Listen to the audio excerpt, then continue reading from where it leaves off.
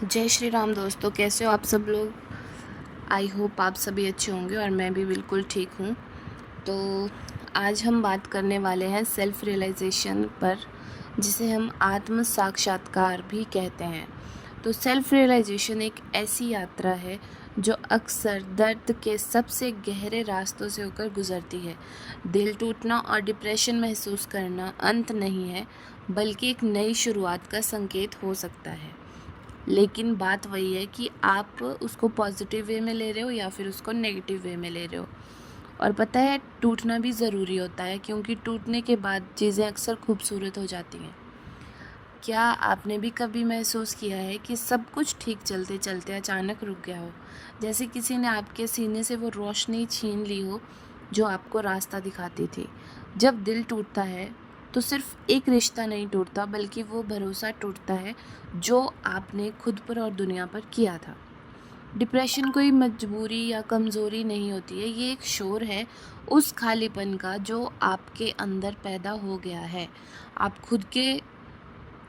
खुद को अपने कमरों में बंद कर लेते हैं, फ़ोन बंद कर लेते हैं, लेकिन अपने दिमाग का वो शोर कैसे बंद करें जो बार बार कहता है कि तुम काफ़ी नहीं थे। अब अक्सर हम दर्द से भागते हैं। हम चाहते हैं कि कोई जादू हो और ये सब ख़त्म हो जाए, लेकिन सेल्फ रियलाइजेशन की सबसे पहली सीढ़ी है स्वीकार करना, एक्सेप्टेंस। हाँ, मेरा दिल टूटा है। हाँ, मैं बिखरा हुआ हूँ। हाँ, मुझे बुरा लग रहा है। हाँ, मैं हार चुका हूँ। सुनिए, जब तक आप खुद को टूटने की इजाज़त नहीं देंगे, तब तक आप खुद को जोड़ना नहीं सीख पाएंगे।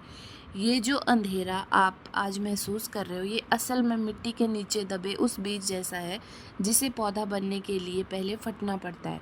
आपका डिप्रेशन आपको बता रहा है कि आपकी पुरानी पहचान अब आपके लिए छोटी पड़ रही है। आत्मविश्वास और प्रेरणा से भरपूर अपना माहौल बनाइए। पॉजिटिविटी का मतलब हमेशा मुस्कुराना नहीं होता है। असली पॉजिटिविटी तब शुरू होती है जब आप खुद से ये सवाल पूछते हैं, वो क्या था जो मैंने दूसरों में ढूंढा लेकिन खुद को कभी नहीं दिया। और ये सवाल का जवाब जब आप पा लेते हो, फिर आपके जीवन में डिप्रेशन जैसी चीज़ें नहीं रहती हैं। जिस पल आप ये समझ जाते हैं कि आपकी खुशी की चाबी किसी और के हाथ में नहीं है, वही सेल्फ रियलाइजेशन की शुरुआत होती है।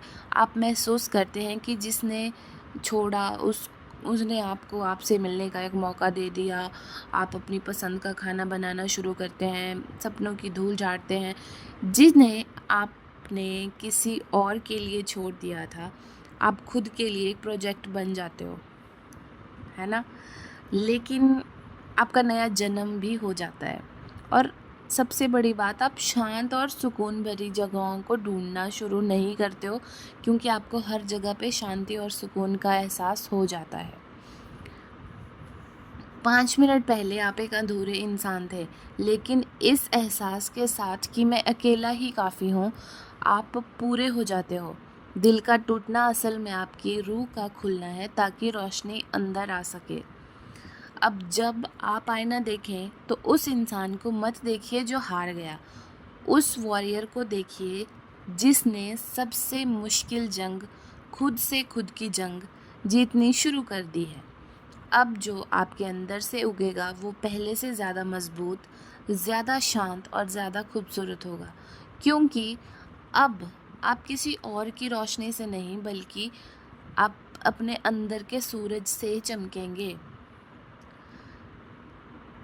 शुरुआत में उदास और ऐसे बिल्कुल दुखी रहने से आप थोड़ा कम मोटिवेशनल फ़ील करते हो, लेकिन जैसे जैसे आप उस दर्द से गुज़रते रहते हो, उस दर्द को अपनी हर चीज़ से रिलेट करते रहते हो, एक समय ऐसा आता है कि आप उस दर्द को ओवरकम करके अपनी लाइफ में आगे बढ़ना सीख जाते हो। और ये सबसे अच्छी बात है।